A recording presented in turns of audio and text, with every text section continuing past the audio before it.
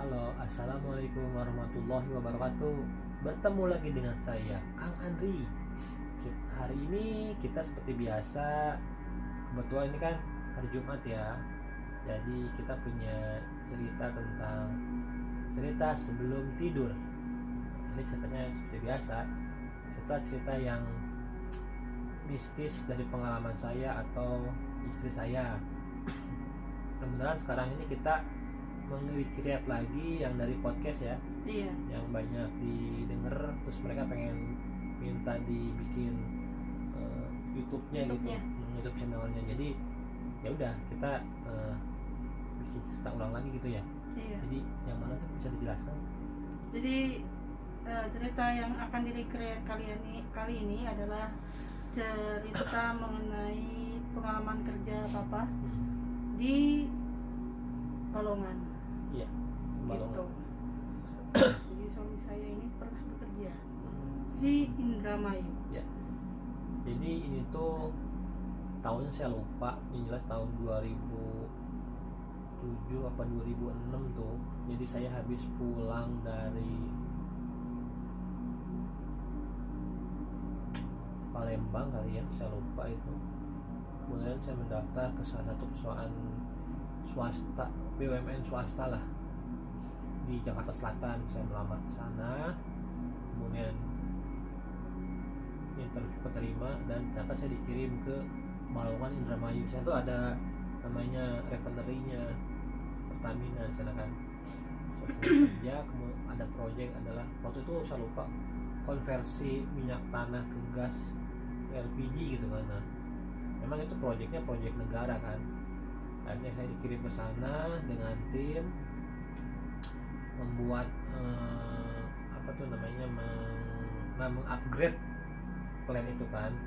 Sering waktu berjalan tuh sebulan 2 bulan sih nggak ada apa-apa sih, biasa aja kita kerja karena memang siang kerjanya. Jadi dari jam 6 sampai jam 5 atau jam 8 lah ya paling malam, karena memang ada limit waktu kita kerja di plan itu gitu. Nah, suatu saat tuh memang proyek kita itu udah telat, maka diharuskan ada 2 shift pekerjaan dari jam 6 pagi sampai jam 5, lanjut jam 6:30 habis maghrib sampai jam 6 pagi ya. Jadi jam 6 sore, jam 18 sampai jam 6 pagi. Nah, kebetulan waktu itu kan saya masih single ya, masih belum married. Jadi itu dipilih yang belum punya berumah tangga itu dibuatnya shift malam. Jadi yang udah berumah tangga itu shiftnya pagi gitu kan, katanya biar kalau kita mah masih muda masih kuat gitu kan. Padahal nggak juga lah, cuman ya susah sih mengganti kebiasaan kita dari kerja pagi ke malam gitu kan. Jadi malam itu susah banget aslinya, ngantuk terus. Nah tapi ya bagaimana lagi, namanya peraturan kan. Nah akhirnya terbagilah, kira-kira sekitar ada, saya tuh malam itu sekitar safety 2 orang, quality 1 orang, construction 1 orang, terus ada admin, ada lagi HR 1 orang, GA bukan HR, GA lah 1 orang. Jadi 6 orang plus supirnya tuh ada 2, driver yang antar kita ke sana sama yang buat di sana keliling-keliling. Jadi mungkin ada sekitar 8 orang. Ya udah, kita mau apa lagi gitu kan. Nah terus itu tuh setahu saya mungkin hari Senin lah di planning kan, dan startnya tuh hari Selasa. Akhirnya Selasa berjalan tuh gak ada apa-apa sih, Selasa tuh biasa. Nah kebenaran pas malam Jumat, tuh memang pengajuan permit seharusnya kan Jumat tuh katanya sih, kata orang sana kan. Saya suka kadang-kadang pulang kerja itu nongkrong dulu di warung depan ya sebelum gate masuk. Katanya ada pantangan, jadi kalau malam Jumat tuh nggak boleh kerja di sana tuh, nggak boleh kerja. Saya bilang kenapa? Ya memang udah dari sananya, udah dari lamanya tuh nggak boleh kerja malam Jumat. Pertama Jumat apa gitu saya lupa sih, itu ibu-ibu ngomong gitu sih. Cuman berhubung si subkonnya ini sudah ngajuin permit dan di-approve oleh kita, udah persiapan lah, mau nggak mau tuh harus, karena kita nggak enak kan sama orang itu, sama owner kita. Aduh, ya sih udah malas lah gitu kan. Tapi ya ada percaya nggak percaya juga sih, percaya nggak percaya, tapi ya percaya hal itu sih percaya karena udah beberapa pengalaman kan saya kejadian seperti itu. Cuman ya namanya juga udah terlambat project terus harus diselesaikan, ya udah mau nggak mau saya ngikutin. Ya, akhirnya berjalan lah malam. Nah malam itu sih suasana biasa aja sih, seperti biasa tuh kalau kita ada turbok meeting dulu, terus dikasih minum teh dengan apa tuh antangin, katanya biar hangat badannya biar nggak masuk angin gitu kan, biasa lah minum meeting lah. Memang waktu itu tuh project kerjanya tuh ada di beberapa tempat, nggak satu tempat ngumpul gitu, ada tempat satu jadi ada berapa lokasi ya, 5, terus ada di atas apa tuh namanya tuh, kayak atasnya area fight track atau apa gitu kan, itu ada orang ngelas juga gitu, orang ngelas dah. Hanya si subkon kan udah masuk duluan tuh, sudah masuk duluan ke ini, ke lokasi. Kita belum, biasanya kita tuh jam 8 lah baru habis turbok baru ke lapangan. Ini kita ke lapangan terus jalan biasa, dan kita tuh diwajibkan selalu bawa radio karena nggak boleh sampai nggak bisa dihubungin, namanya juga malam kan. Memang tuh kalau malam itu memang sih plan itu kalau areanya itu terang ada sebelah sana, teman area project itu agak penerangannya agak kurang. Akhirnya kan dibantu dengan penerangan daripada subkon itu sendiri bawa lampu, cuman hanya per area aja, spot enggak semua spot itu aja gitu kan. Jadi kita bawa radio satu ngontrol di mana. Berhubung saya tuh seorang quality, saya cuma satu orang, jadi saya keliling dari satu lokasi ke lokasi lain tuh ada sekitar 6 lokasi, sampai terakhir tuh naik lift ke atas. Nah ketika naik lift itu kan radio tuh nggak bisa untuk komunikasi, jadi biasanya tuh kita tuh sering manggil tuh per berapa menit tuh, manggil setengah jam. Di mana dia manggil, Andri di mana. Kalau kita nggak jawab tuh dipanggil terus tuh sama semua, karena takutnya ada something kan gimana. Nah cuman itu pas hari itu tuh memang pas di area ledon tuh angin tuh terasa ini sih, beda anginnya tuh yang apa ya, besar, terus besar dan emang kayak angin semis gitu kan. Cuman kata yang lain udah fokus jangan ngelamun, fokus gitu. Jadi di radio tuh selalu gitu tuh, teman-teman fokus jangan ngelamun, fokus gitu kan. Terus kan iya kita fokus gitu kan. Andri di mana posisi di pipe rack, atau Andri di mana di ledon gitu kan. Selalu saling kontak terus kan. Nah suatu waktu ya saya tuh sekitar udah jam berapa ya, misalnya tuh gini, jam 8 kita punya schedule, jam 8 sampai jam 11, terus kita balik ke office, terus nanti jam 1 kita balik ke sana, jam 2 terus tidur gitu. Nah kebenaran ini tuh antara jam berapa ya, karena persiapan besoknya itu mau persiapan mau hidrotes kali kan, jadi agak kita back to office-nya itu agak nggak jam kayak biasa, agak dilamain tuh. Jadi setelah jam 1 ntar lah, biasa jam 1 balik, nanti balik lagi nanti subuh jam 3 jam 4-an gitu, karena harus tidur juga kita, karena merubah ritme kerja jadi malam itu susah banget, karena pasti ngantuk terus. Mau persiapan makan apapun juga, obat ini juga nggak bisa. Akhirnya saya tuh jalan waktu itu kan keliling jalan. Nah terus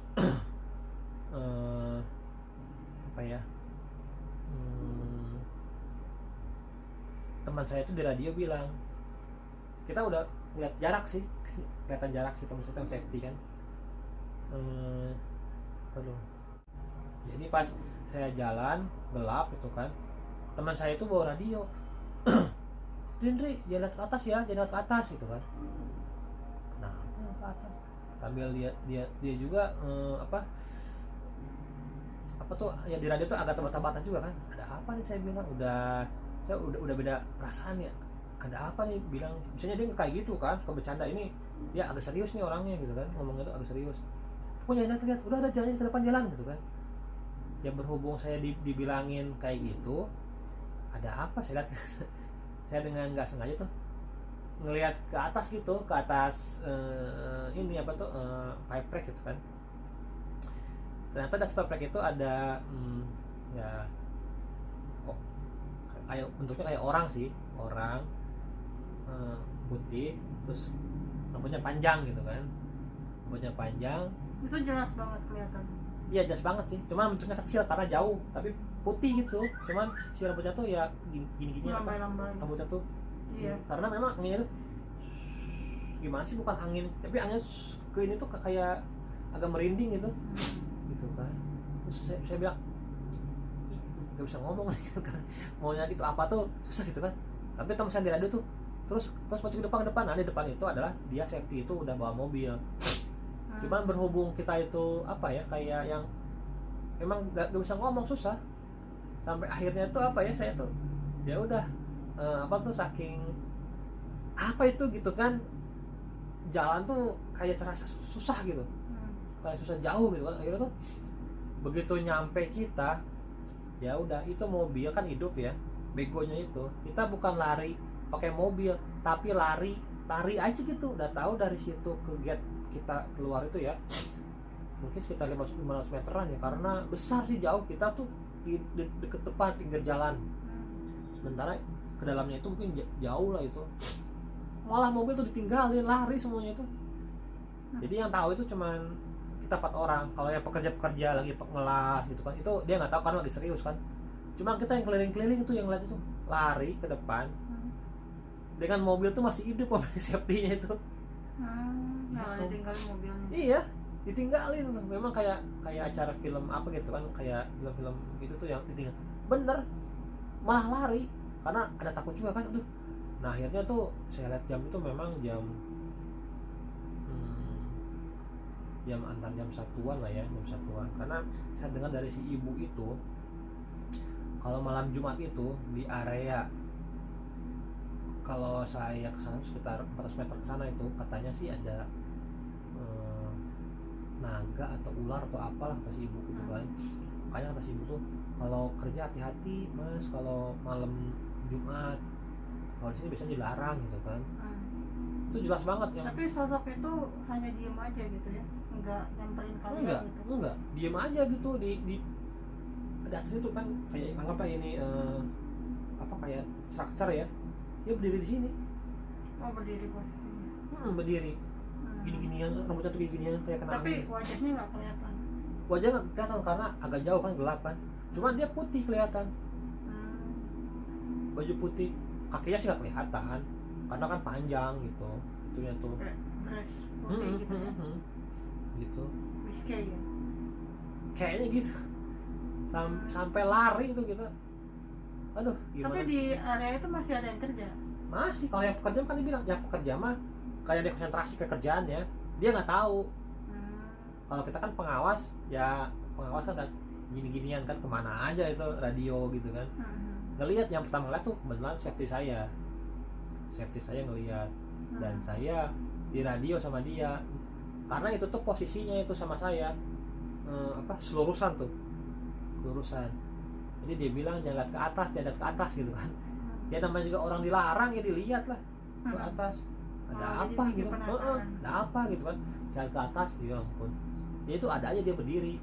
Itu pas tepat jam 1 tuh, angin ngepoi gitu ya. Anginnya tuh bikin kita tuh dingin, merinding gitu anginnya tuh. Gitu, aduh.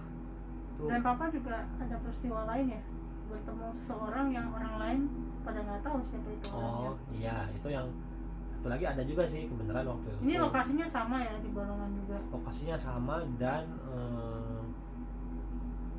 proyeknya sama juga itu. Jadi setelah kita ada masalah gitu kan sama temen, ada masalah lah kan, terus kan misalnya kita tuh tahajud lah, sholat gitu kan, biasa sholat malam.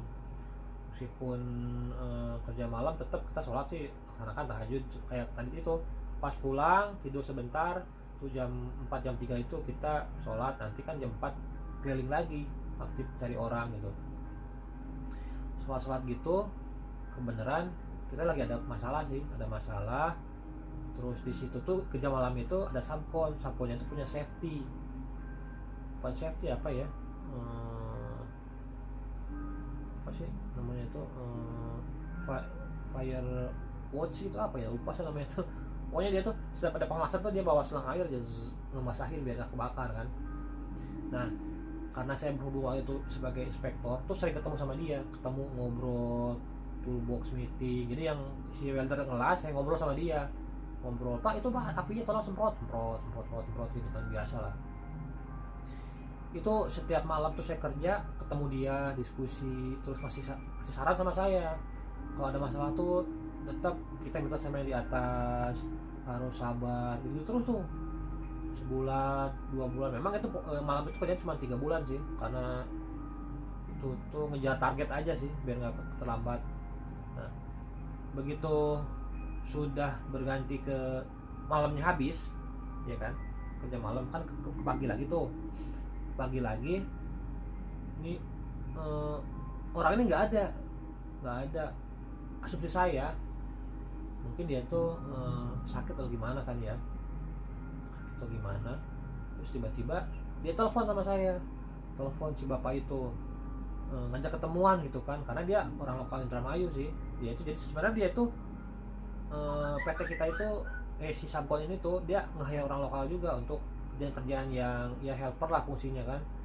Jadi dia itu seseorang pelaut ya, nelayan yang kalau malamnya itu nyari ikan, siangnya itu ikut kita, kalau nggak sebaliknya gitu. Nah udah dia telepon sama saya, ngajak ketemuan yuk, nanti makan di rumah saya gitu kan. Cuman saya itu ngobrol sama temen yang orang inilah, orang construction gitu kan. Wih jangan mau diajak makan kayak gitu katanya, takutnya ada sesuatu lah atau dijebak atau gimana. Jangan mau. Oh ya. Terus saya ini lagi dia telepon lagi sama saya, gimana jadi nggak nih besok ketemu gitu kan. Oh nggak bisa Pak, saya sibuk kerja. Oh gitu ya, ya udah nggak apa-apa, kapan-kapan. Iya cuma saya juga bingung, ini orang tahu nomor telepon saya dari mana, Bang? Levelnya jauh kok, saya main kon, dia subkon yang dia juga orang lokal gitu, tapi saya nggak ada pikir ke sana gitu kan. Ya udahlah. Nah suatu waktu subkon ini tuh habis, mau habis, si kerjaannya udah habis. Terus saya tanya sama temennya, si bapak itu fire watcher kok nggak ada ya? Fire watcher kok nggak ada ya? Ini apa tuh? Dia siapa gitu kan? Kok siapa gimana? Fire watcher yang namanya saya lupa, misalnya Pak Maman lah, Pak Maman gitu kan. Pak Maman emang ada Pak nama itu? Ya nama itu gimana nggak ada, wong tiap malam selama 3 bulan sama saya sering ngobrol, saya bilang gitu. Masa sih Pak? Mana main itu kamu apa safety kamu kan, misalnya kan kita kalau toolbox tuh ada apa list nama ya gitu kan, daftar nama. Saya cek memang selama 3 bulan tuh nggak ada nama itu tuh, nggak ada sama sekali. Tapi kenapa orang ini ngobrol sama saya? Dia tuh pokoknya dia tuh saya kasih nasihat, ngasih apa tuh saran, terus ngasih kayak dia bilang kan, oh kalau masalah jodoh mah nanti ada gini. Pokoknya saya ikutin setelah dia saran tuh ya, saya ikutin, saya rasakan gitu kan. Hampir omongan dia tuh hampir benar 90% lah, hampir benar omongan dia tuh gitu kan. Nah setelah dia itu nggak ada, saya juga ya bingung. Nah terus dia tuh siapa gitu kan? Yang selama ini saya ngobrol sama siapa? Jadi ketika saya tanya ke teman, ternyata saya tuh ngobrol sendirian. Jadi orang itu sebenarnya iya. Nah ternyata teman saya tuh pernah foto saya 1 kali. Saya tuh foto di deket pipa ukuran 24 in malam ya, ngobrol. Ada fotonya. Ngobrol dengan orang itu? Enggak ada siapa-siapa. Saya ngomong sendiri aja sama pipa. Padahal saya lihat itu ada orang, si Pak Maman itu. Tuh kayak gitu, saya juga sampai bingung. Saya ini fotonya ya di dia. Iya. Dulu kan nggak kayak zaman sekarang yang bisa share. Dulu kan HP-nya masih HP jadul tuh kan, yang kalau saya dulu HP-nya HP apa tuh pisang Ericsson yang panjang kayak HP pisang gitu. Yang gitu-gitu tuh masih yang orang-orang project gimana sih pengen HP-nya yang ini satelit gitu kan. Dan kita dulu nggak boleh bawa HP ke lapangan. itu pakai kamera gitu kan, nggak jadi si foto dari safety kadang-kadang tuh nggak boleh di share ke departemen lain, jadi aktif aja, cuman dia memperlihatkan gitu kan. Pas saya sering curhat gitu, itu siapa yang saya mana, gue kan pernah ngomongin ini nih foto lu nih, lu ngobrol sendirian tahu nggak, terus ya kita biarin aja ngobrol sendirian gitu kan. Tapi menurut saya pribadi, saya ngobrol sama tuh orang ya Pak Maman itu, orangnya saya lihat sih kecil-kecil biasa sih, apa tuh yang apa ya, berewokan, kumisan, rambutnya tuh beruban gitu, orang-orang ini sih kayak nelayan-nelayan gimana sih, kayak gitu-gitulah. Makanya saya bilang kok ternyata nggak ada orangnya tuh di list karyawan mereka. Jadi orang dengan nama itu dan ciri-cirinya itu nggak ada gitu. Nggak ada sama sekali. Masih bingung kan. Tapi kok dia bisa telepon, bisa biasa. Bapak nggak ngecek nomor teleponnya dia setelah terbongkar gitu? Kalau nggak aktif di telepon itu. tapi ada nomornya. Ada nomornya. Di telepon itu nggak aktif. Nah, cuman setahu saya biasanya kalau orang daerah itu kan habis pulsa bukan ngisi, beli kartu lagi. Asumsi saya itu, apalagi juga habis pulsa dia buang, beli lagi gitu. Tapi pas saya telepon balik nggak aktif. Karena orang ini yang sering nemenin saya nih, kalau misalnya area-area dekat reaktor itu ya, ada fire watcher tuh, dia pasti nemenin saya. Karena setiap orang itu pasti ada pengawasnya, jadi kalau saya keliling kan kualitas sendirian kan, keliling di sini dia nemenin ngobrol ke sana situ gitu terus. Karena kita nggak boleh sampai ngelamun lah, karena kerja malam kan bahaya itu. Bukan bahaya karena apanya sih ya, ada faktor X-nya juga kan, bukan. Pertama jangan sampai ngantuk, kedua ada faktor X-nya itu yang kita nggak ini. Nah itu sampai sekarang itu saya nggak tahu itu siapakah bapak itu, karena nggak ada yang tahu. Itu dua pengalaman saya dalam satu project ya, yang di Indramayu itu, Balongan Indramayu. Ya memang lokasi itu dekat jalan ini sih, jalan Dendles. Sekarang masih apa enggak sih. Jadi itu dua pengalaman saya. Pertama ketemu si Miss K, kedua pria misterius. Misterius yang, jadi kalau kalian ini lagi ada masalah ya, coba aja sholat tahajud tuh. Mungkin ada jalan keluar gimana gitu, ada sih.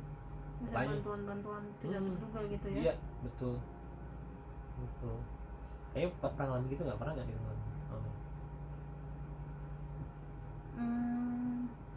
Kalau diperlihatkan hal-hal seperti itu setelah ada masalah ya, terus sholat tahajud gitu kan?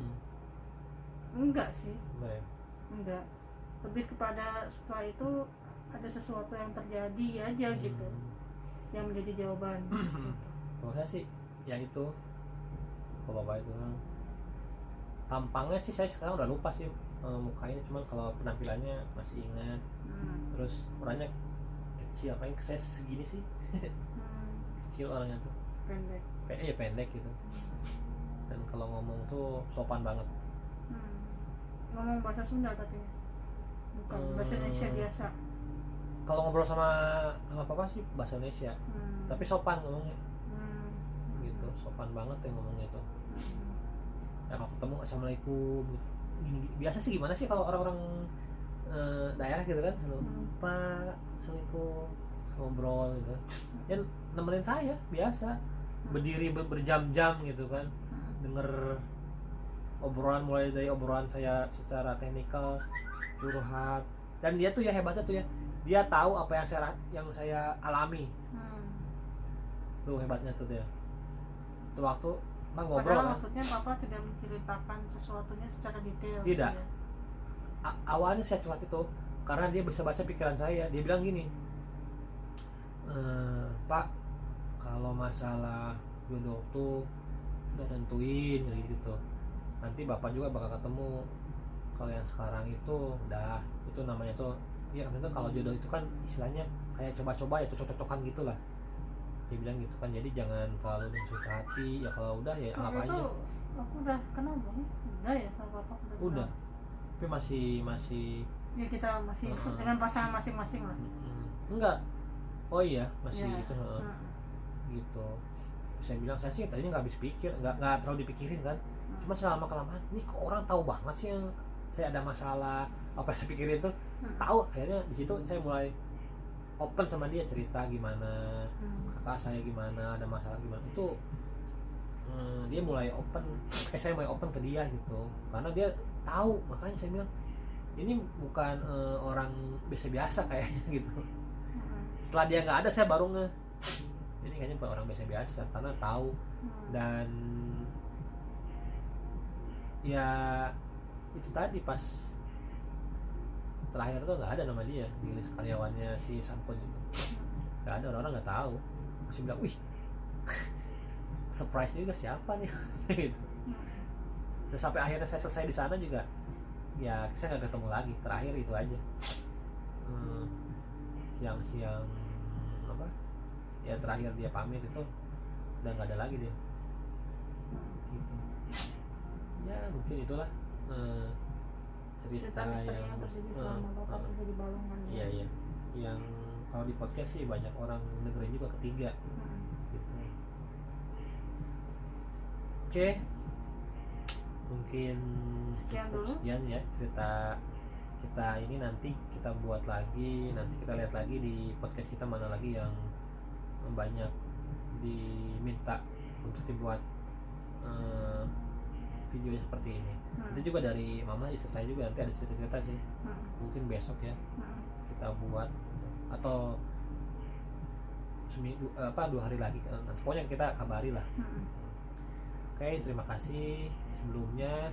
Jangan lupa di subscribe, like, komen, biar kita juga berkembang juga. Terus kalau ada cerita, kalian punya cerita juga boleh nanti kita ceritakan, bacakan tentang pengalaman. Karena biasanya tuh project ya ada aja cerita yang mistis.